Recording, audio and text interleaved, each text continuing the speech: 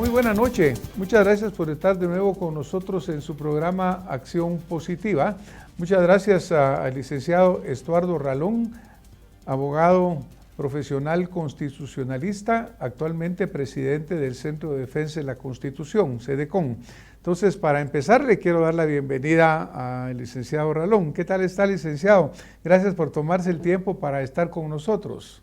Oh, gracias, doctor. Un verdadero gusto saludarlo y también saludo a todas las personas que nos estarán escuchando y siguiendo en esta entrevista con estas plataformas que por razones de pandemia ahora nos tienen a todos pues pudiendo interactuar por esta vía. Pues sí, mire, interesantemente lo que hemos encontrado es que cada vez hemos ido mejorando. Al principio también nos costó bastante empezar a usar esta metodología, pero luego ya le hemos adaptando y al final resulta bastante práctica. No sé si se ha dado cuenta, licenciado, pero el tráfico ya regresó a nuestras calles, volvemos a tener repleto de vehículos y ya como que esta manera electrónica está funcionando bien y nos permite tener esta relación tal vez más fácil y le evito tener que desplazarse a usted o a mí, pues, lo cual es bueno. Claro que sí, ¿no? Pues un gusto estar acá con ustedes, siempre un honor acompañarlos. Gracias, licenciado.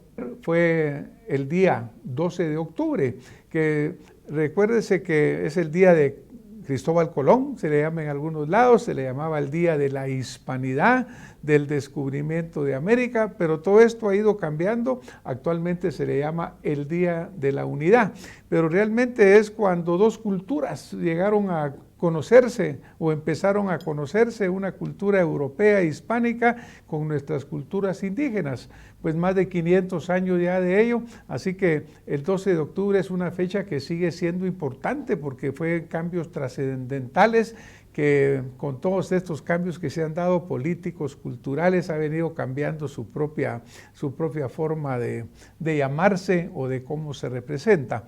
Pues gracias, licenciado. Mire, hoy quisiéramos tocar con usted el punto importantísimo de la Corte de Constitucionalidad, porque realmente como ciudadanos de la calle no somos juristas, no somos constitucionalistas, pero obviamente lo que vemos es de que el sistema de justicia en Guatemala aparentemente en general está bastante comprometido, bastante inestable, particularmente a partir de cosas como por ejemplo que la Corte de Constitucionalidad está integrada o no está integrada, porque yo creo que esa va a ser la primera pregunta que me permitiría yo hacerle a usted, licenciado.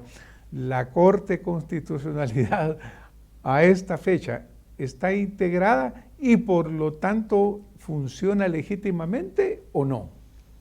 Pues muchas gracias por la pregunta. La Corte de Constitucionalidad no está debidamente integrada como ordena la Constitución. Nuestra Constitución establece que deben ser 10 miembros, 5 titulares y 5 suplentes. En esta ocasión, la Corte de Constitucionalidad tiene en funciones solo 7 magistrados. Dentro de estos magistrados tiene 3 titulares y 4 suplentes. En los 35 años que tiene de haber sido promulgada la Constitución, no habíamos vivido una situación como la que estamos viviendo hoy, porque adicionalmente a que tiene solo 7 magistrados en funciones, hay un poder nominador, un poder que designa, porque recordemos que para integrar la Corte designan los 3 poderes del Estado, el Consejo Superior Universitario y el Colegio de Abogados, titular y suplente cada uno de ellos. Pues en este caso, la Corte Suprema de Justicia no tiene, digamos, ninguno de los del titular o suplente que oportunamente designó, por lo que no está debidamente integrada. Lo que tiene es un quórum, el quórum mínimo para poder resolver las causas, y es que, digamos, las causas de inconstitucionalidades o apelaciones de amparo de la Corte Suprema se requieren 7 magistrados para que haya quórum y justamente hay en funciones 7, por lo que no está debidamente integrada, no está como manda la Constitución, tiene un quórum reducido, uno de los poderes de la República no ha podido designar sustituto, titular o suplente, y el quórum mínimo que tiene, más ahora en época de pandemia, si ocurriera un tema de salud, una situación extraordinaria, y faltara uno de esos 7, pues no podría resolver acciones de inconstitucionalidad o apelaciones de amparo. Es decir, está justamente con el quórum mínimo, pero no está debidamente integrada. Y para ello ponen entredicho su legitimidad, entendiendo el concepto de legitimidad, que lo legítimo es lo que está de acuerdo a la ley, y en este caso a la Constitución, y si no está debidamente integrada conforme a lo que establece la Constitución y la ley de amparo, pues ponen entredicho esa legitimidad. Pero si toman resoluciones, estos 7 que están funcionando, sí son valederas, sí son legítimas. Es correcto, porque es un quórum válido para tomar las decisiones. Por ejemplo, ¿quiénes no están? Por ejemplo, falleció desafortunadamente el señor magistrado Boanerges Mejía, que lo nombraba el Congreso de la República. ¿O quién nombraba? El Colegio de Abogados. Correcto, era titular que ganó la elección por parte del Colegio de Abogados y como bien usted dice, doctor, lamentablemente falleció y se generó una vacancia que si nos vamos a lo que dice la Constitución, porque parte de lo que en este país se necesita es el respeto y la aplicación correcta de la Constitución y las leyes, porque aquí tenemos normas, lo que pasa es que no se respetan o no se aplican. En este caso, lo que corresponde es que el Colegio de Abogados, desde hace ya algunas semanas, cuando fue notificado, debió haber convocado a una elección para elegir al sustituto. Eso no ha ocurrido, por lo que esa es una vacancia que está, digamos, hoy no cubierta y no se ve ninguna convocatoria del Colegio de Abogados llamando a una elección, por lo que ahí se estaría consintiendo por omisión que esa vacancia siga perdurándose en el tiempo. Ahora, ¿no existe un plazo o un término para que el Colegio de Abogados debiera de haber convocado a esa elección? Y si no lo cumple, a ver quién está faltando aquí la ley y cómo se evita que eso suceda.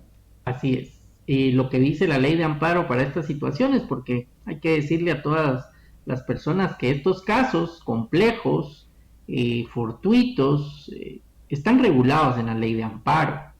Y la ley de amparo precisamente contempla que si se da una causal de este tipo, como fue el lamentable fallecimiento del doctor Boanerges Mejía, es inmediatamente como se debe comunicar por parte de la Corte de Constitucionalidad al colegio.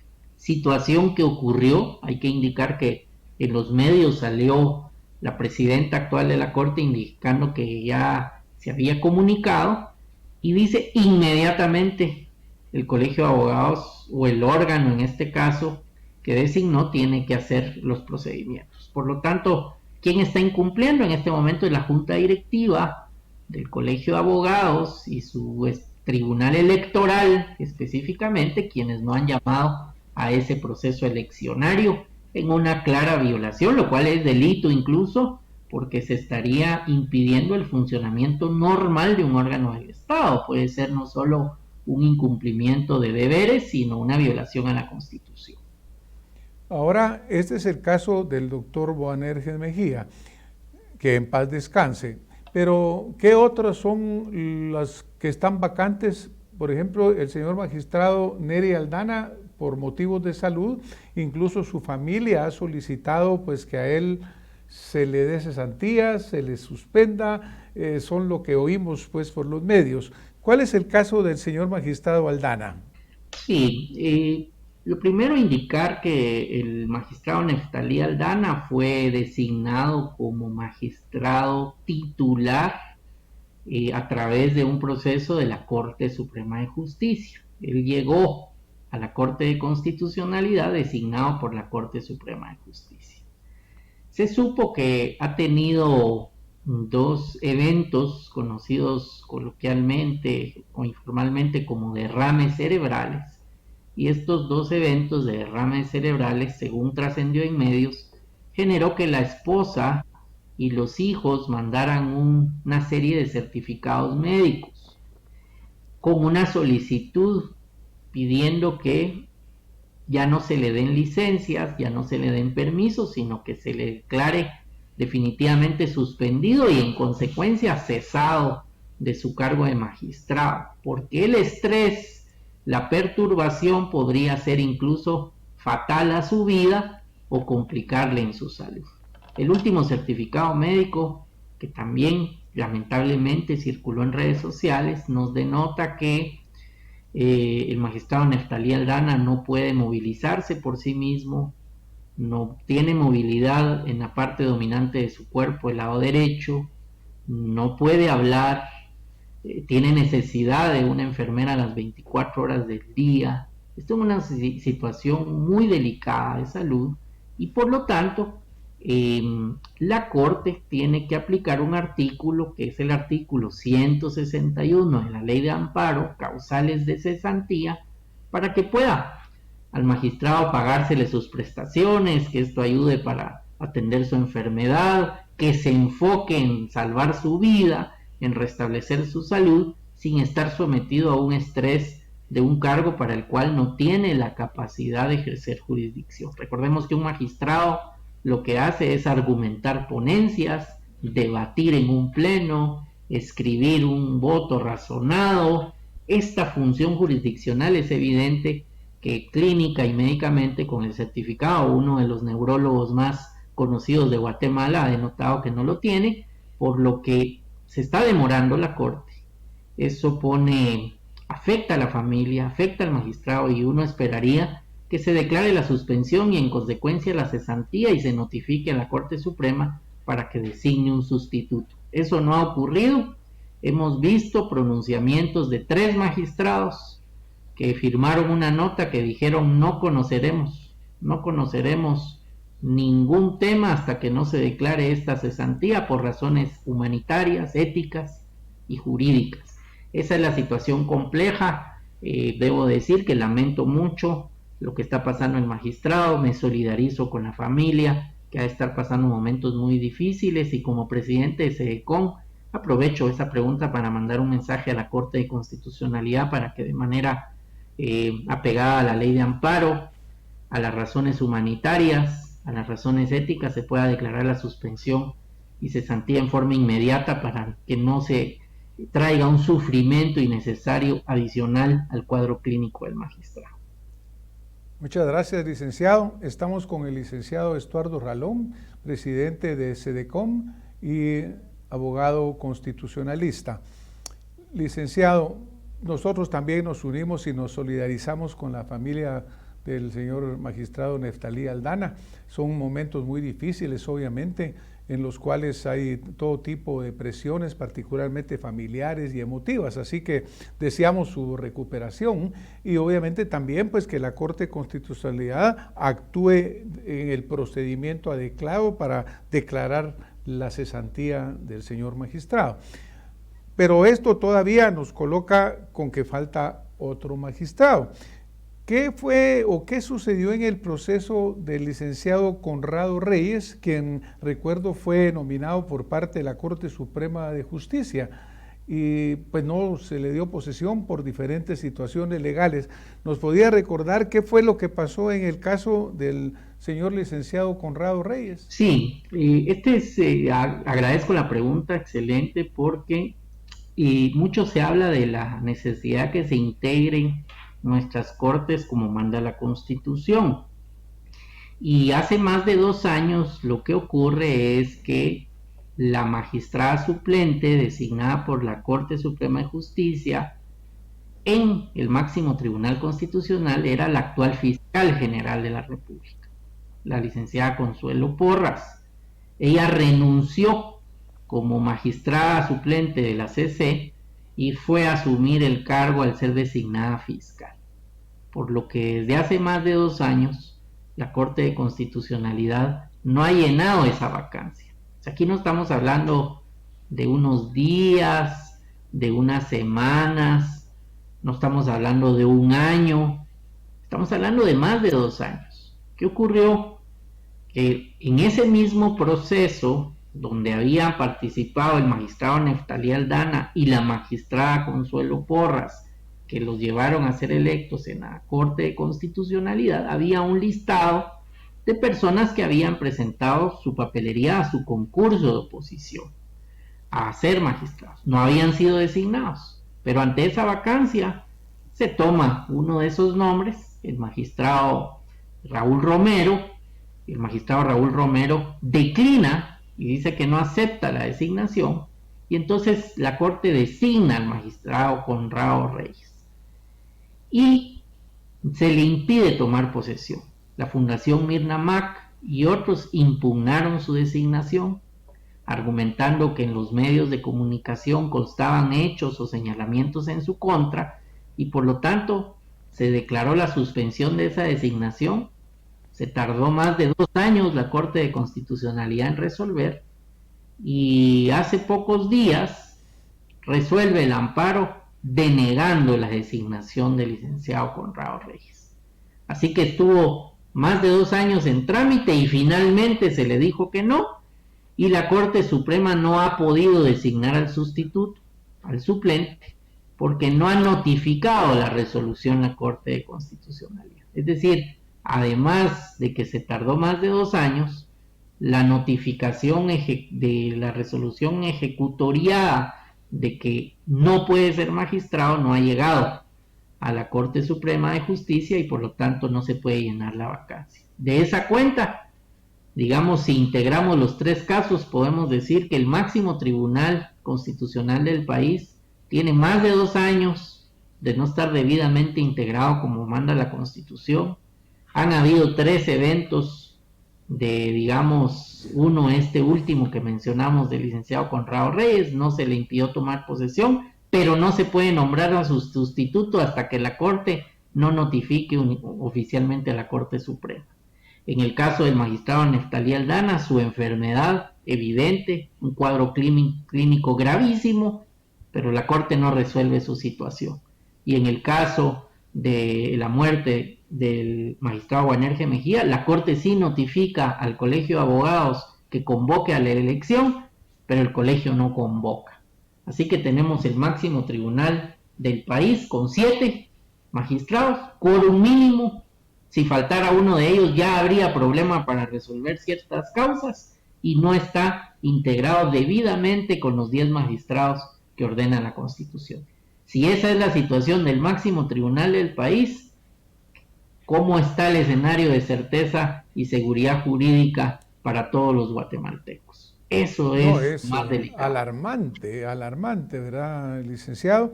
Porque, por ejemplo, usted mencionó al principio de la entrevista que 3 de los señores magistrados dijeron que se niegan ellos a resolver otros temas si no se resuelve el tema del señor magistrado Aldana. Entonces, mientras eso no se resuelva, de hecho, como que no están tocando ningún otro tema que no sea el que toca. Pero por otro lado, cuando yo oigo que la Corte de Constitucionalidad tarda 2 años en resolver lo relacionado con el licenciado Conrado Reyes, le hago la misma pregunta. ¿No por ley también la Corte de Constitucionalidad o cualquier corte tiene un plazo o un término del que se use correcto para resolver? Porque pasar 2 años para resolver algo que es urgente para que el máximo tribunal esté debidamente conformado, me parece a mí que también se vuelve ilegal, ¿o no? Sí, hay un plazo, está claro cuáles son los plazos para resolver, y este retardo de más de 2 años es totalmente injustificado. Y voy a poner un ejemplo. Cuando se dio la declaratoria de trámite de antejuicio contra 4 magistrados de la Corte de Constitucionalidad y el antejuicio pasó al Congreso e iniciaron las pesquisas por parte de la Comisión Pesquisidora, hubo un amparo que se presentó para detener las pesquisas y que generó una autoprotección o autoamparo de unos magistrados. Ese no se tardó 2 años, ese se tardó cuestión de semanas, de horas para tener una resolución. ¿Por qué en unos casos se tarda semanas, se tarda horas, y en otros se tarda más de 2 años? En ese caso, de la autoprotección y autoamparo, las notificaciones se dieron en forma inmediata. Una vez se otorgó esa autoprotección y autoamparo, se fue a notificar inmediatamente a la Corte Suprema, al Congreso. Acá ya se dijo en la sentencia que no puede el licenciado Conrado Reyes, pero no hay notificación, se está demorando. En el caso evidente clínico del magistrado Aldana, cuando es evidente con un certificado médico, se sigue en análisis y en discusión del caso. Entonces, es obvio que hay mucha manipulación de los tiempos y de los intereses. Pareciera que hay un tema de los tiempos que hace que no sea consistente y no se dé el respeto a los plazos. Incluso estos temas que estamos mencionando, todos tienen el mismo nivel de urgencia, porque atañen a la propia integración del Tribunal Constitucional. Esos debiesen ser prioridad 1. No podrían demorarse 2 años. Así que el retardo es en incumplimiento de plazos claros de la ley de amparo. Un poco la pregunta, ¿quién le pone el cascabel al gato? Pues porque obviamente cuando ellos se autoprotegen o cuando ellos se autoeximen de un proceso, pues también como que es incongruente decir, bueno, como que los mismos son juez y parte en una resolución que ellos se están autoprotegiendo, ¿no? Un tema, diría yo, para varias conferencias que tengamos con usted. Pero, por ejemplo, entiendo que las resoluciones de la Corte de Constitucionalidad son inapelables, pero también en alguna parte creo que leí que las resoluciones del Congreso e incluso creo que la Corte Suprema en nombramientos como los que hicieron del magistrado Conrado Reyes también son inapelables y sin embargo fueron apeladas y fueron cambiada la resolución. ¿Cómo se explica esto? Efectivamente, la ley de amparo tiene una norma que indica que la designación que se realiza por parte del presidente de la República, del Congreso de la República y de la Corte Suprema de Justicia para magistrados de la Corte de Constitucionalidad, cuando ellos designan y toman su decisión, dice esa designación será inimpugnable, es decir, no cabe ninguna impugnación. Y en el caso del magistrado Conrado Reyes, a quien se le impidió tomar posesión, se aceptó la impugnación, se le dio trámite a la impugnación cuando la decisión era inimpugnable y está quedando un precedente de que no solo si es impugnable y que se inaplica esa norma de la ley de amparo, sino que se dejó sin efecto su designación. Incluso la resolución dice, porque según la información pública y mediática, es razonable por ser hechos notorios que no tiene capacidad, idoneidad y honradez, por una apreciación subjetiva, pero se utiliza lo evidente, lo notorio, porque salió en los medios. Yo me pregunto en el caso del magistrado Neftalí Aldana, si la familia, la esposa y los hijos enviaron una carta, si acompañaron un certificado médico de uno de los principales neurólogos del país, no es evidente, no es notorio, no debería de resolverse con urgencia. Esas son las inconsistencias que generan incertidumbre. Muchísimas gracias, licenciado Ralón, por todo lo que ha compartido esta noche con nosotros. Desafortunadamente el tiempo se nos ha terminado de nuevo, pero estoy seguro que nuestra audiencia aprendió muchísimo de lo que usted nos ha comentado, de la reflexión. Y pues claro, ojalá, deseamos que la ley funcione adecuadamente, que sea justa, que sea equitativa, ciega como es la imagen y que la balanza no vaya para un lado ni para el otro. Y ojalá que la Corte de Constitucionalidad se integre adecuadamente y que sus decisiones sigan siendo lo contributorio y necesarios que son para el Estado de Derecho, del cual pues obviamente el sistema de justicia es uno de los pilares fundamentales. Licenciado, esta noche nos vamos a tener que retirar. Un mensaje de 30 segundos que usted nos quisiera dejar para que quede en la conciencia de todos los ciudadanos que hoy lo estamos escuchando. Sí, agradecer hoy la entrevista y el mensaje es que a todos los guatemaltecos nos corresponde defender la Constitución en nuestros espacios, opinando, haciendo valer la aplicación correcta de las normas que la propia Constitución garantiza. Muchas gracias. A usted, licenciado, muchas gracias y pues adelante con esa lucha que hace el Centro de Defensa de la Constitución, porque pues obviamente no solamente en Guatemala, en todos lados la justicia está en problemas. En este momento también están ocurriendo las sesiones, las audiencias para confirmar o no confirmar a la propuesta del señor presidente Trump en Estados Unidos, de la señora juez que asumiría por vitalicio, porque allá creo que es vitalicio este cargo. Así que le agradecemos muchísimo que nos haya compartido, licenciado. Gracias a usted y nos vamos a retirar en este momento acá en Acción Positiva. Muy buenas noches, licenciado. Muchas gracias.